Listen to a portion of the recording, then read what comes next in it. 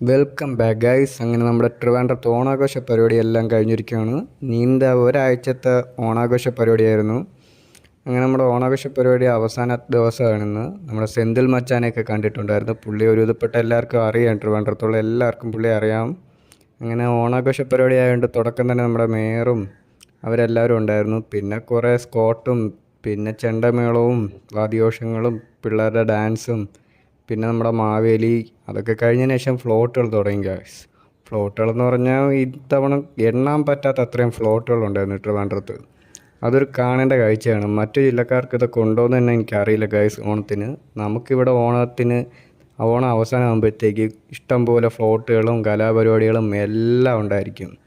എനിക്ക് തോന്നുന്നു ട്രിവാൻഡ്രത്തിൻ്റെ മാത്രം പ്രത്യേകത ആയിരിക്കും ഇങ്ങനത്തെ ഒരു ഓണാഘോഷം. ബാക്കിയുള്ള സ്ഥലത്ത് ഇത്രയും ആഘോഷിക്കുമെന്ന് എനിക്കറിയില്ല.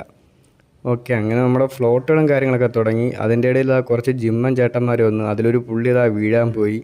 അങ്ങനെ അത് കഴിഞ്ഞ് ഇത്തവണ അതൊരു വെറൈറ്റി ആയിരുന്നു ഗൈസ്, ഓണത്തിൻ്റെ ഇടയിൽ ജിമ്മന്മാർ. അതിനുശേഷം കുറേ ഫ്ലോട്ട്. പിന്നെ ഇത്തവണ ഒരുപാട് കൾച്ചേഴ്സ് ഉണ്ടായിരുന്നു ഗൈസ്. ഇന്ത്യയിലുള്ള പല പല സ്ഥലത്തെ കൾച്ചറെല്ലാം ഇത്തവണ ആഡ് ചെയ്തിട്ടുണ്ടായിരുന്നു.